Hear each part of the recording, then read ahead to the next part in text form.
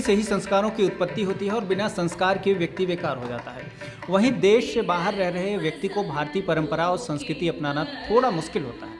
ऐसी ही एक मिसाल पेश की है वृषाली और कौस्तुभ बोधनकर ने, जिन्होंने सिंगापुर जैसे देश में रहकर भी अपनी संस्कृति को नहीं त्यागा और अपनी बेटी को भारतीय कला भरतनाट्यम से जोड़े रखा।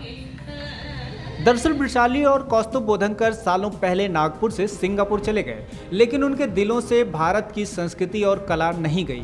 इसी क्रम में उन्होंने अपनी बेटी वैदेही बोधनकर को भारतीय संस्कृति से जोड़ने के लिए भरतनाट्यम सिखाया।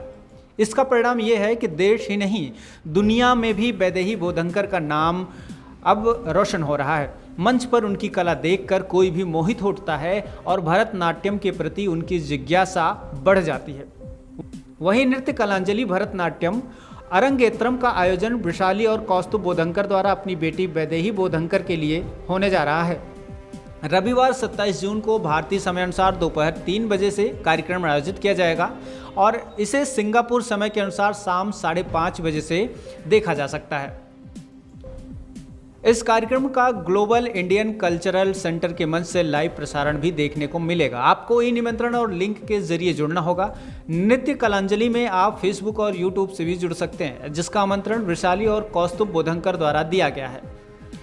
बता दें कि इस कार्यक्रम में मुख्य अतिथि के रूप में संस्कृति मंत्री, युवा समुदाय और दूसरे कानून मंत्री सिंगापुर एडविन टोंग होंगे।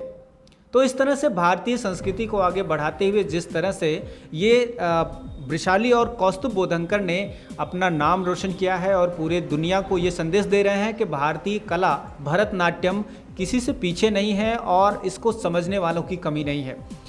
बहुत बहुत बधाई भारत खबर की तरफ से, और इस बात के लिए भी बधाई कि उन्होंने भारतीय संस्कृति को बचाने में पूरा योगदान दिया है।